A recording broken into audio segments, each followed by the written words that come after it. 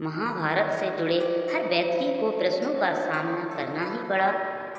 भगवान श्री कृष्ण भी उससे अछूते नहीं थे, क्योंकि महाभारत को पढ़ते वक्त हमसे कईयों के मन में कुछ प्रश्न आते हैं। जैसे कि ऐसे ही कुछ प्रश्न उद्धव जी ने भी श्री कृष्ण से पूछे थे, और उन प्रश्नों के भगवान श्री कृष्ण ने इतने सुंदर और सटीक उत्तर दिए कि उद्धव जी की सारी शंकाएं ही मिट गई। उद्धव जी भगवान श्री कृष्ण के सारथी भी थे और सखा भी। एक दिन श्री कृष्ण ने उद्धव से कहा, हे उद्धव, तुमने आज तक मुझसे कुछ नहीं मांगा, आज तुम मांगो। उद्धव, जो तुम चाहते हो वो मांगो, मुझे बहुत प्रसन्नता होगी, बहुत संतुष्टि मिलेगी। मुझे अपना ऋणी ना बनाओ उद्धव, मांगो जो इच्छा हो। उद्धव ने उत्तर दिया, मुझे कुछ नहीं चाहिए माधव, मुझे केवल मेरे प्रश्नों के उत्तर चाहिए।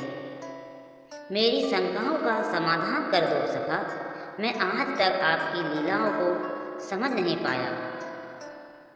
आपके उपदेश कुछ और थे और व्यक्तिगत जीवन कुछ और था। लीलाधर मेरे ये प्रश्नों का उत्तर देकर मुझे संतुष्ट करिए। श्री कृष्ण ने कहा, पूछो उद्धव, क्या पूछना चाहते हो आप? जो भी प्रश्न तुम्हारे मन में है वो पूछो। उद्धव का पहला प्रश्न था, हे माधव, सच्चा मित्र कौन होता है? श्री कृष्ण ने उत्तर दिया, सच्चा मित्र वो होता है जो आवश्यकता पड़ने पर बिना मांगे ही अपने मित्र की सहायता करे। इस पर उद्धव ने कहा, हे माधव, आप तो पांडवों के आत्मीय और प्रिय मित्र थे, परंतु क्या आपको नहीं लगता कि आपने जो सच्चे मित्र की परिभाषा दी है, आपने उस परिभाषा के अनुसार कार्य नहीं किया? यदि किया होता तो उस दिन युधिष्ठिर को द्वितीय कीड़ा से अवश्य रोका होता। यदि आपने उन्हें नहीं रोका तो आप उन्हें जिता तो सकते थे। आप भाग्य को पांडवों के पक्ष में अवश्य मोड़ सकते थे, उन्हें रोक सकते थे। कहना, जब वो एक के बाद एक अपना सब कुछ दांव पर लगा रहे थे, आप युधिष्ठिर को रोक सकते थे।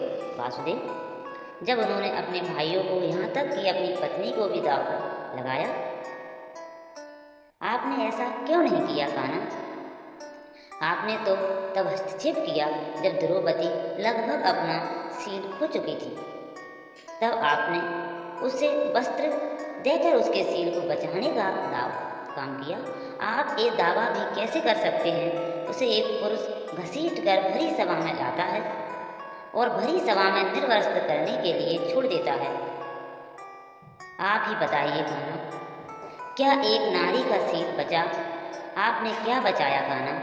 आपने क्या बचाया? अगर आपने संकट के समय अपनों की मदद नहीं की तो आपको आपातवादक कैसे कहा जा सकता है? बताइए ना कान्हा, क्या यही धर्म है? प्रश्न पूछते पूछते उद्धव का गला रुध गया और उनकी आंखों से आंसू बहने लगे। इस पर भगवान श्री कृष्ण ने मुस्कुराते हुए कहा, प्रिय उद्धव, यह सृष्टि का नियम है कि विवेकवान ही जीतता है। उस समय दुर्योधन के पास विवेक था, धर्मराज के पास नहीं। यही कारण है कि धर्मराज पराजित हुए। उद्धव उत्तर सुनकर अचंभित थे। श्री कृष्ण ने आगे कहा, दुर्योधन के पास द्यूत क्रीड़ा के लिए धन था, परंतु उसे पासों का ज्ञान नहीं था, इसलिए उसने अपनी ओर से मामा शकुनी को खिलाया। धर्मराज भी यही कर सकते थे, फिर मैं उनकी तरफ से खेलता। जरा विचार करो उद्धव, यदि शकुनी और मैं खेलते तो कौन जीतता? 500 के अंक शकुनी के अनुसार आते या मेरे अनुसार? चलो इस बात को भी जाने दो, उन्होंने खेल में मुझे शामिल नहीं किया। इस बात के लिए उन्हें माफ किया जा सकता है, परंतु उन्होंने विवेक शून्यता के कारण एक बहुत बड़ी गलती की। उन्होंने मुझसे प्रार्थना की कि मैं तब तक सभा कक्ष में न आऊं जब तक मुझे बुलाया न जाए। वो नहीं चाहते थे कि मुझे मालूम पड़े कि वो जुआ खेल रहे हैं। मैं कक्ष के बाहर प्रतीक्षा करता रहा। परंतु किसी ने मुझे नहीं बुलाया। भीम, अर्जुन, नकुल, सहदेव सबके सब भाग्य और दुर्योधन को कोसते रहे, किसी को भी मेरी याद नहीं आई। और जब दुशासन द्रौपदी को बाल से पकड़कर घसीटता हुआ भरी सभा में लाया, द्रौपदी भी अपने सामर्थ्य के अनुसार जूझती रही। उसने भी मुझे नहीं पुकारा। उसकी बुद्धि तो तब जागृत हुई जब दुशासन ने उसे निर्वस्त्र करना आरंभ कर दिया। तब उसने हरी हरी अम्बे कृष्णा अम्बे कहकर मुझे पुकारा और तत्क्षण मैं वहां पहुंच गया। अब इस स्थिति में मेरी गलती बताओ उद्धव। इस पर उद्धव बोले, आपका स्पष्टीकरण प्रभावशाली अवश्य है, परंतु मुझे पूर्ण संतुष्टि नहीं हुई है।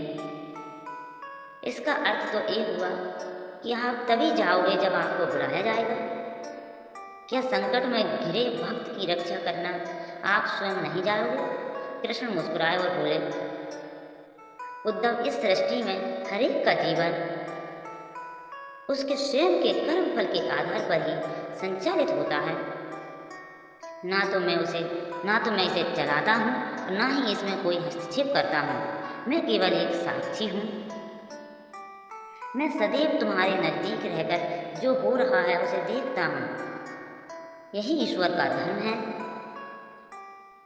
वाह कान्हा वाह, बहुत अच्छा। इसका अर्थ तो ये हुआ कि आप हमारे नज़दीक खड़े रहकर हमारे सभी दुष्कर्मों का निरीक्षण करते रहेंगे। हम पाप पर पाप करते रहेंगे और आप हमें साक्षी बनकर देखते रहेंगे।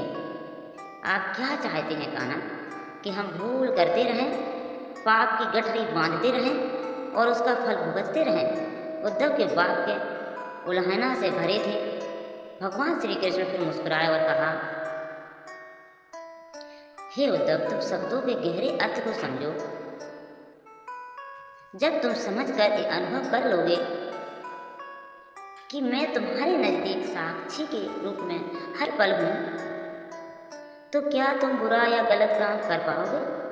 तुम निश्चित रूप से कुछ भी बुरा नहीं करोगे। जब तुम ये भूल जाते हो और समझने लगते हो कि मुझसे छुपकर तुम कुछ भी कर सकते हो, तभी तुम मुसीबत में फंसते हो और तभी तुम दुष्कर्म करते हो। यदि मनुष्य ये समझ जाए कि मैं सदैव प्रत्येक व्यक्ति के साथ साक्षी के रूप में उपस्थित हूँ, तो क्या मनुष्य कोई भूल कर सकता है?